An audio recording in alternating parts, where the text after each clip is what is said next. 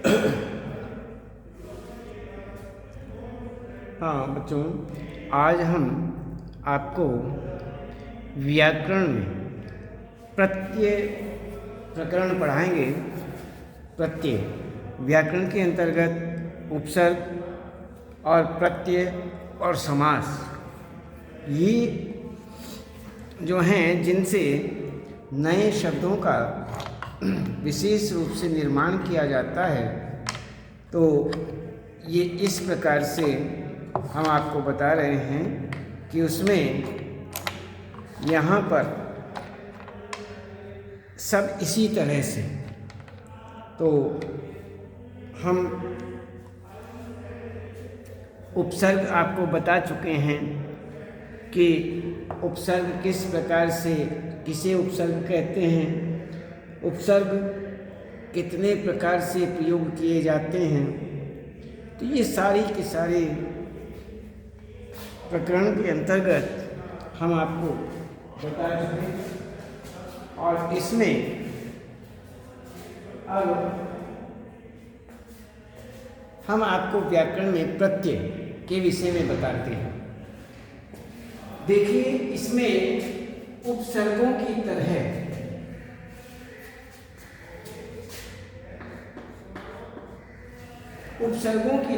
प्रत्यय भी भाषा की लघुत्तम अर्थवान इकाइयां हैं, जो शब्द के अंत में लगकर नए नए शब्द बनाते हैं। उपसर्गों की तरह इनका भी अपना अर्थ होता है और इनका प्रयोग भी शब्दों की भांति स्वतंत्र रूप से नहीं किया जा सकता। जैसे इसमें सुंदर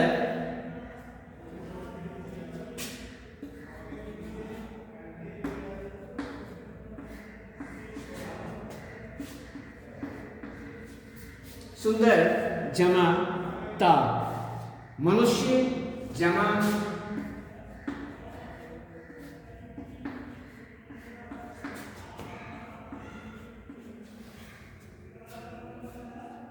प्यास आ,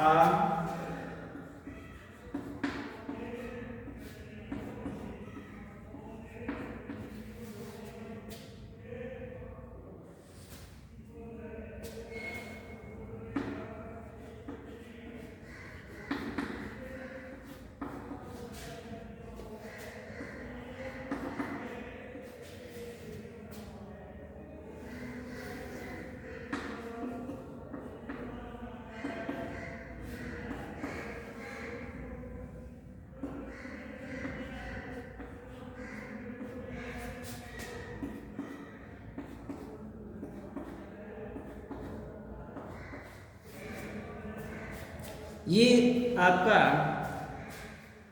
थोड़ा एग्जाम्पल के आधार पर देखते हैं कि इसमें सुंदर जमा ता, मनुष्य जमा त्व, प्यास जमा आ,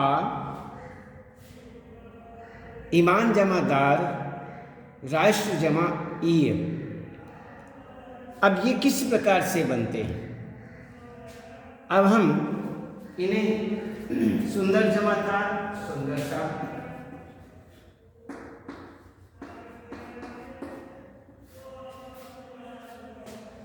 मनुष्य जमा त्व,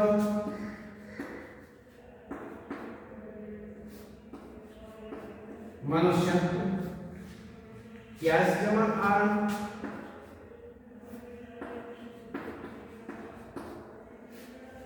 प्यासा,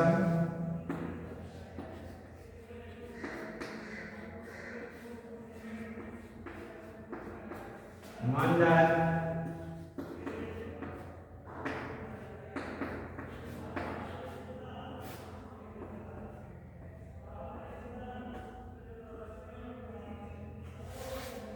राष्ट्रीय। इसमें सुंदर जमाता, सुंदरता, मनुष्य जमत्व, मनुष्यत्व। मनुष्यत्व और प्यास जमा आ प्यासा, ईमान ईमानदार ईमानदार, राष्ट्र जमा ईय राष्ट्रीय राष्ट्रीय। तो इसी प्रकार से यहाँ पर ये जो शब्दांश हैं, प्रत्यय शब्दांश हैं, ये भी उपसर्गों की तरह स्वतंत्र रूप से प्रयोग नहीं होते।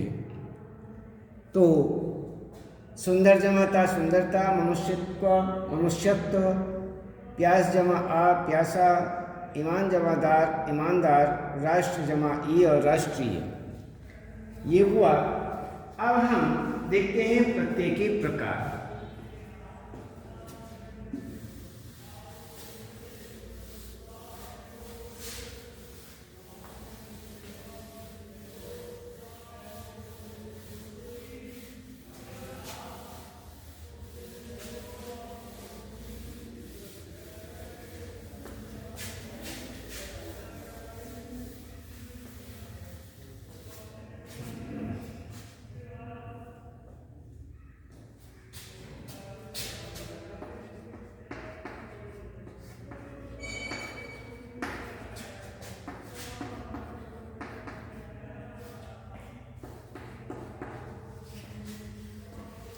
इसमें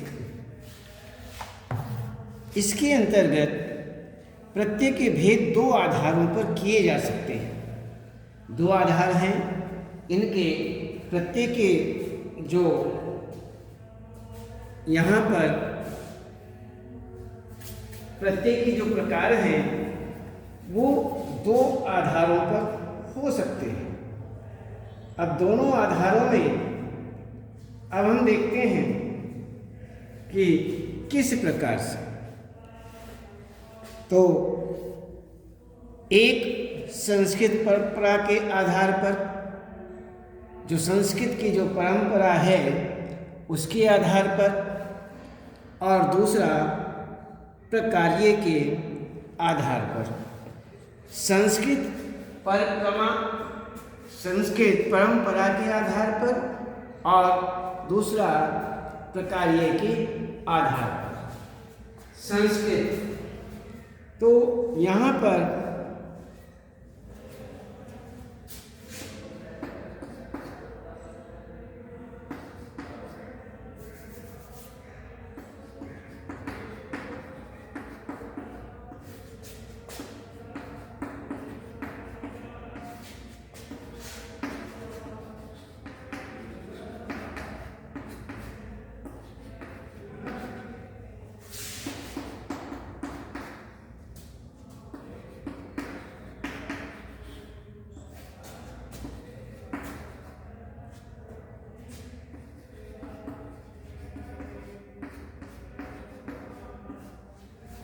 ये दो प्रकार हमारे सामने आते हैं। संस्कृत में दो तरह के प्रत्यय मिलते हैं। कुछ प्रत्यय क्रिया शब्दों में लग जाते हैं और संज्ञा और विशेषण शब्द बनाते हैं। ऐसे प्रत्ययों को कृत प्रत्यय कहा जाता है। कुछ प्रत्यय जो हैं इस प्रकार के होते हैं कि वह इन के जो क्रियाएं हैं उन क्रिया प्रत्यय जो हैं वो क्रिया शब्दों में लग जाते हैं और संज्ञा और विशेषण शब्द बनाते हैं। इसी प्रकार से यहाँ उन प्रत्ययों को हम कृत प्रत्यय कहते हैं। इसके अलावा कुछ प्रत्यय क्रिया के अलावा अन्य शब्दों जैसे संज्ञा, विशेषण अव्यय आदि में लगकर संज्ञा विशेषण आदि बनाते हैं। ऐसे प्रत्ययों को तद्धित प्रत्यय कहा जाता है। संस्कृत परंपरा के अनुसार परंपरा के आधार पर हिंदी के प्रत्ययों को भी हम दो वर्गों में बांट सकते हैं, कृत प्रत्यय और तद्धित प्रत्यय। अब उस आधार के देखें तो एक हमारा कृत प्रत्यय,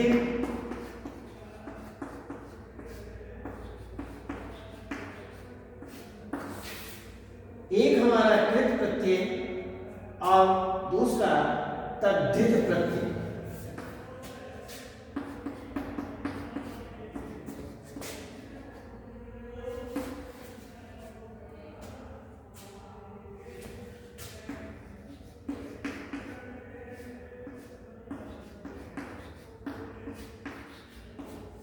तद्धित प्रत्यय, तो ये हम इनको दो भागों में विभक्त कर सकते हैं। तो दो भागों में विभक्त हुआ। इन दोनों वर्गों में संस्कृत में आए जो तत्सम, तद्भव तथा अरबी फारसी आदि के अन्य भाषाओं से आए आगत या विदेशी जिन्हें हम कहते हैं, ये तीनों प्रकार के प्रत्यय आ जाते हैं। इसमें तीनों प्रकार के जो प्रत्यय हैं वह आ जाते हैं। और जैसे कृत प्रत्यय अक, त्वा, नर्तक, देवत्व और आगे ओढ़ना, खेती, अरबी फारसी आदि सभी आ जाते हैं। जहाँ तक प्रत्यय के प्रकार्य का प्रश्न है, प्रकार्य भी एक प्रकार बताया गया है संस्कृत परंपरा के आधार पर और प्रकार्य के आधार पर। तो इसमें जहाँ तक उसका सवाल है, प्रश्न है, तो आप प्रत्यय लिंग परिवर्तन का कार्य करते हैं। कुछ प्रत्यय लिंग परिवर्तन आदि का कार्य करते हैं। कुछ संज्ञा से विशेषण, विशेषण से संज्ञा, संज्ञा से विशेषण, विशेषण से संज्ञा आदि बनाने का कार्य करते हैं। इसके अलावा कुछ प्रत्ययों से संज्ञाओं के व्यवसाय, स्थान आदि का पता चलता है। तो इन्हीं विभिन्न प्रकारों के आधार पर प्रत्ययों के अलग अलग भेद हो जाते हैं। अब हम दोनों ही प्रकार के प्रत्ययों के भेदों प्रभेदों का विस्तार से यहाँ पर अध्ययन करेंगे। हम इनमें विस्तार से देखेंगे कि किस प्रकार से हम इन प्रत्ययों के द्वारा किस किस प्रकार से यहाँ पर प्रत्यय तैयार किए जाते हैं। तो वे प्रत्यय कृत प्रत्यय या क्रिया रूपों में लगने वाले प्रत्यय संस्कृत परंपरा के आधार पर प्रत्ययों का जो भेद है वो हम देखते हैं। कृत प्रत्यय या क्रिया रूपों में लगने वाले प्रत्यय वे प्रत्यय जो क्रिया के मूल रूप के साथ जुड़कर संज्ञा, विशेषण आदि नए शब्दों की रचना करते हैं, कृत प्रत्यय कहलाते हैं।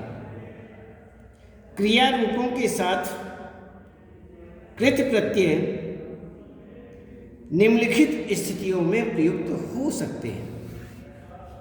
कैसे? क्रिया का कर्ता या करने वाला,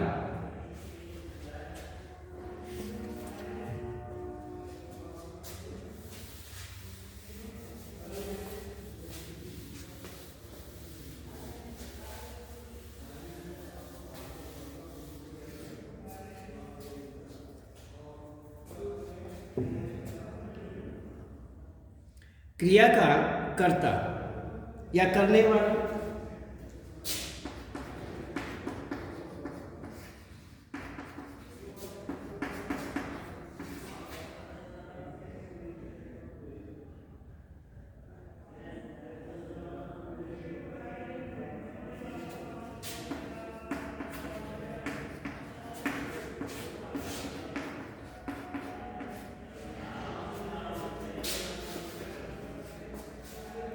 इसमें ये प्रत्येक क्रिया शब्दों में लगते हैं।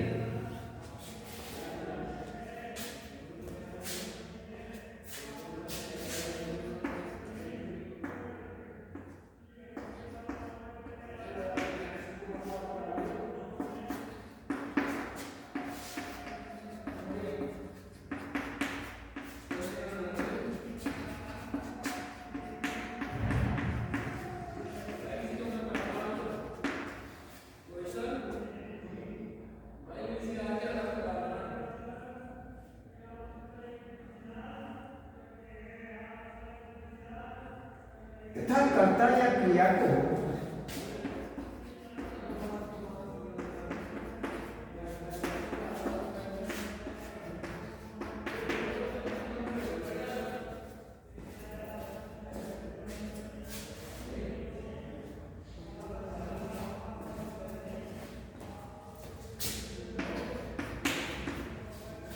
क्रिया को करने वाली संज्ञा की रचना कहते हैं। क्रिया को करने वाली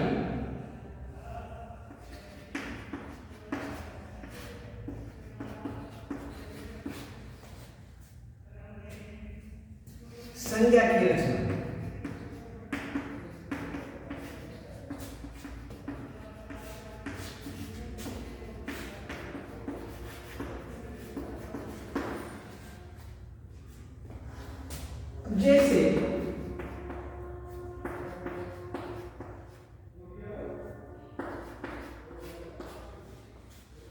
जैसे अत प्रत्यय,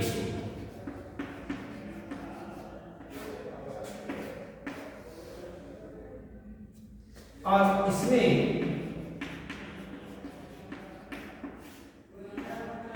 उदाहरण अत,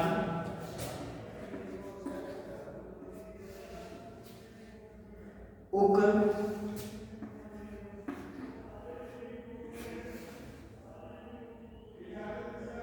अक्कड़,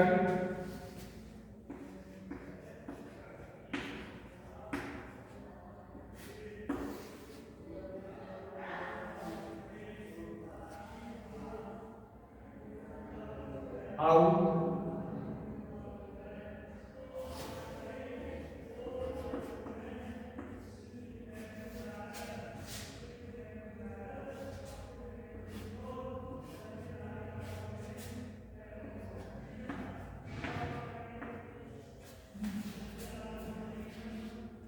पाठक,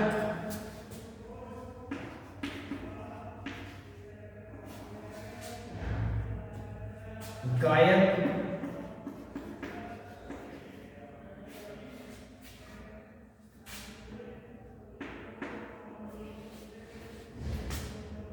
उधर भिक्षुक, भावुक,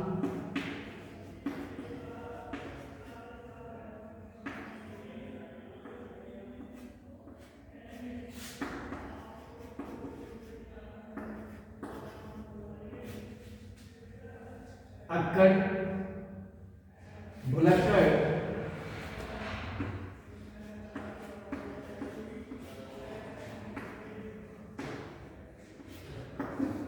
भुलक्कड़ और मान्य,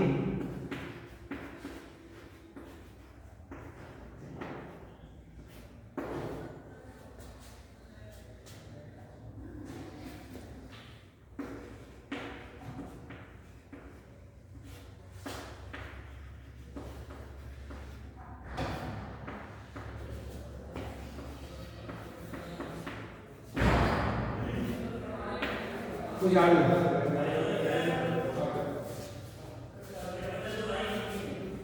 इसमें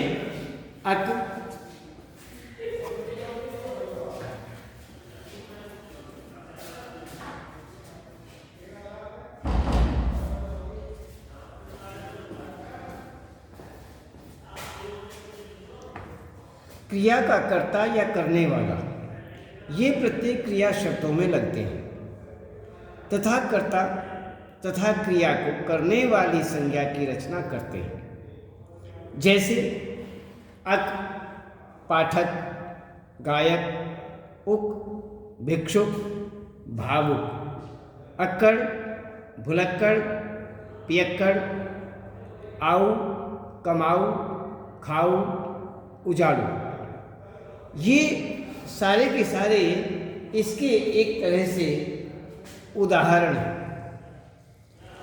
ये उदाहरण हुए। तो हम अब क्रिया का जो कर्म है, ये प्रत्यय भी क्रिया के रूप में धातु में लगते हैं तथा क्रिया के कर्म की रचना करते हैं। जैसे ना, खाना, गाना, रोना, चटनी, नी, चटनी, बेलनी, सूंघनी, फूंकनी, सभी वस्तुएं आ जाती हैं। औना, खिलौना, बिछौना, ये इसके अंतर्गत आ जाते हैं। तो इस प्रकार से क्रिया का परिणाम ये प्रत्यय भाववाचक संज्ञा बनाने का कार्य करते हैं।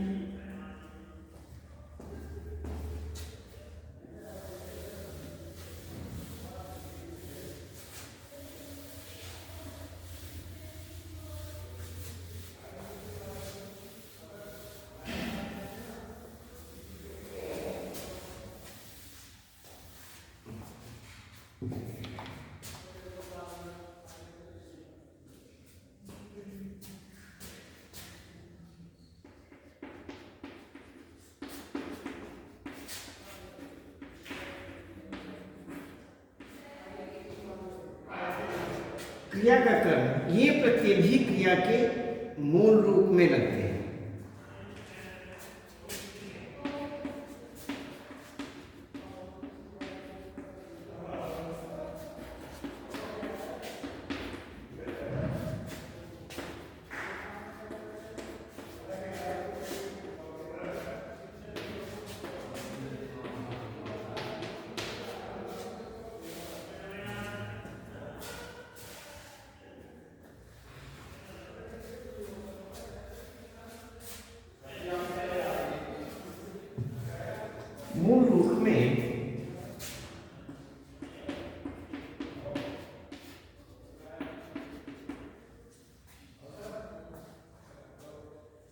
मूल रूप में लगते हैं तथा क्रिया के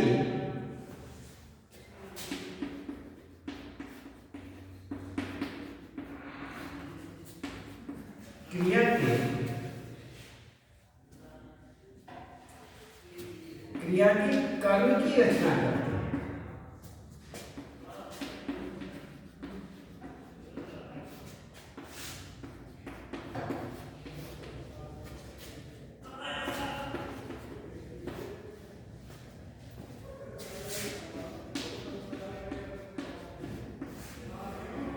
इसमें जैसे ना,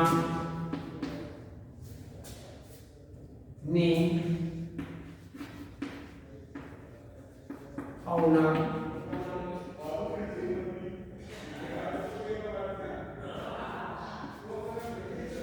खाना, गाना, रोना,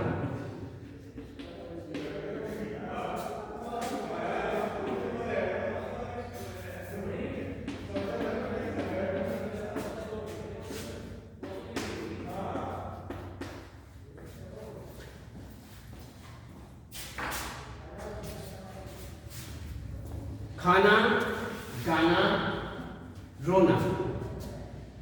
इसी प्रकार से आगे जैसे नी,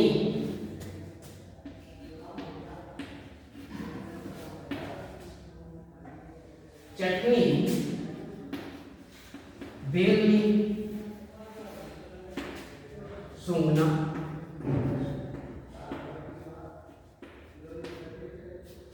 इसी तरह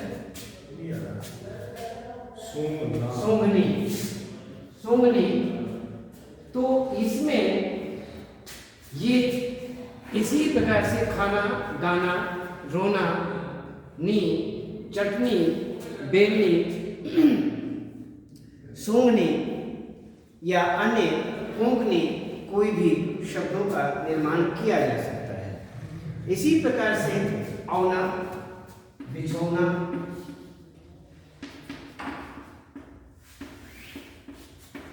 खिलौना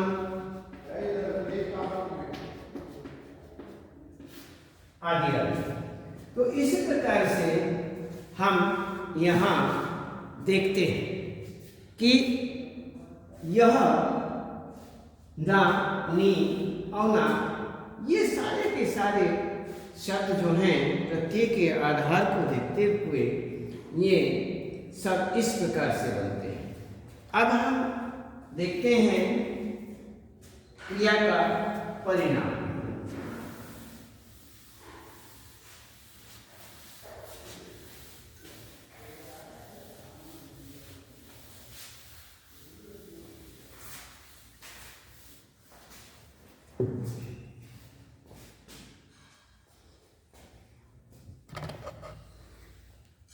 आज हम आपको इतना ही कराएंगे और उसके बाद और आगे कल